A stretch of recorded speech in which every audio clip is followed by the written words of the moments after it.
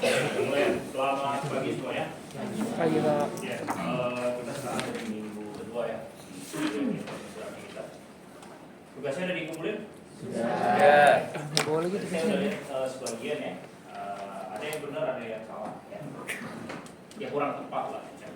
Nah, yang saya nilai tugas yang terkumpul di ini ya, classroom ya. Ya di luar itu saya nggak nilai. Oke. Saya tidak mengumpulkan.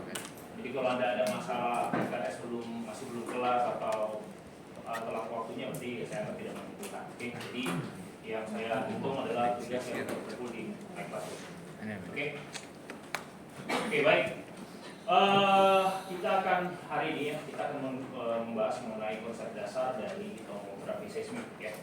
Jadi di awal kemarin sudah diberikan pengantar dan juga review tentang konsep inversi dengan model sederhana model apa kemarin yang kita pakai dari dulu ya. Nah, ini kita akan coba mengaplikasikan itu di tomografi ya. Nah sebelum kita masuk ke kuliah hari ini, kita coba akan review dulu ya untuk mengingat kembali apa yang sudah kita pelajari di pekan sebelumnya. Oke, jadi di minggu lalu kita sama-sama belajar bahwa tomografi itu merupakan teknik untuk membuat profil 2 dimensi atau 3 dimensi dari bawah permukaan dengan menggunakan parameter fisika bawah permukaan ya. Jadi kita lihat ini ada tomografi seismik dan ini tomografi resistivity ya. Jadi kita membuat profil seperti ini, cross section seperti ini dengan menggunakan data-data geofisika. Nah, kita juga belajar ya kemarin tomografi itu teknik yang sangat powerful karena dia bisa memberikan kepada kita jalan untuk mengetahui di bawah permukaan itu seperti apa. Karena tujuan dari tomografi sendiri adalah memberi gambaran yang jelas bagaimana kondisi bawah permukaan berdasarkan distribusi parameter fisika bawah permukaan ya. Kemarin juga kita belajar bahwa kalau di tomografi datanya berupa apa? Travel time ya. Travel time dari seismik yang ditangkap oleh receiver ya, dalam hal ini adalah seismogram. Ya, itu kita olah sehingga nanti akan mendapatkan model kecepatan gelombang seismik seperti ini ya. Ini contohnya profil velocity ya. Oke ya. Nah, untuk dari sini ke sini itu ada aturannya ya.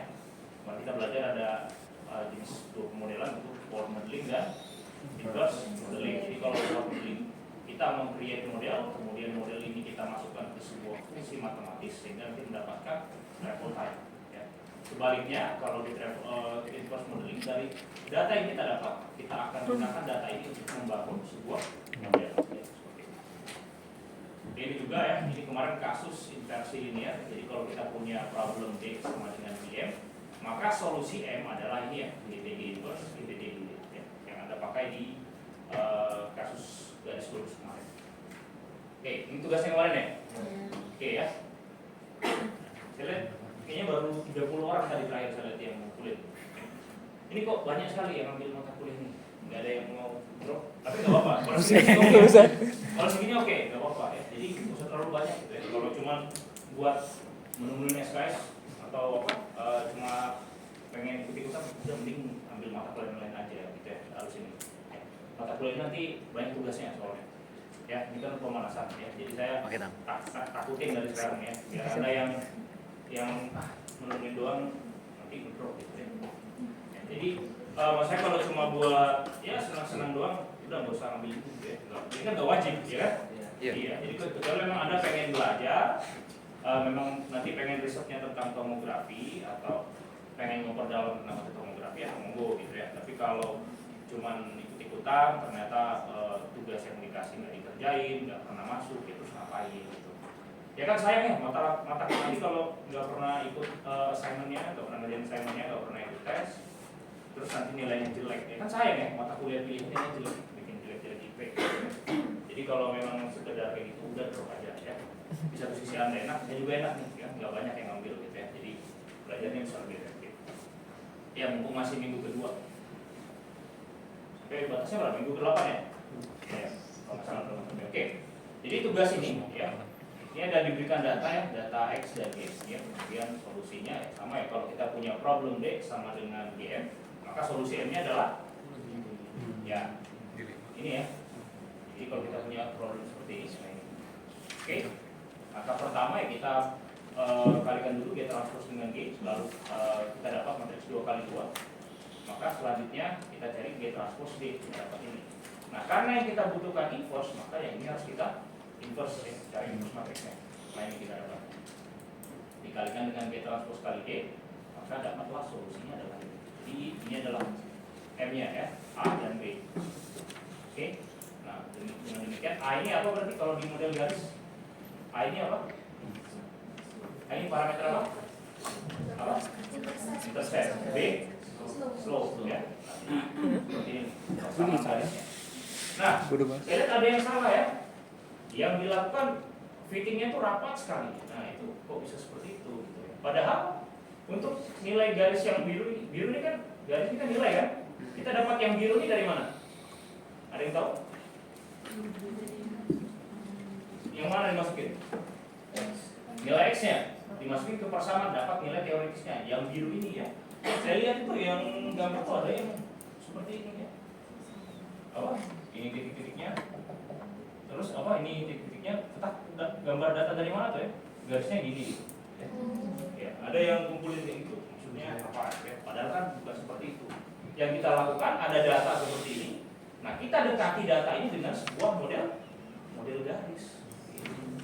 Jadi sudah pasti tidak mungkin sama. Sementara ini garisnya nih.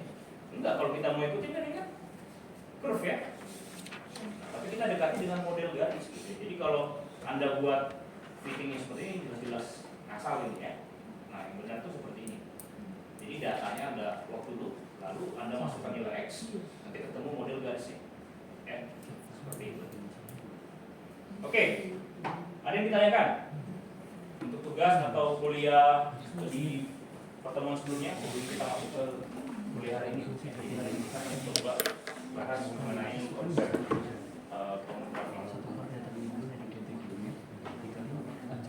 Oke, silakan kalau ada pertanyaan. Oh ya, sampai ini juga ya, saya nggak akan share materi saya. Jadi saya minta Anda untuk fokus untuk live di sini ya.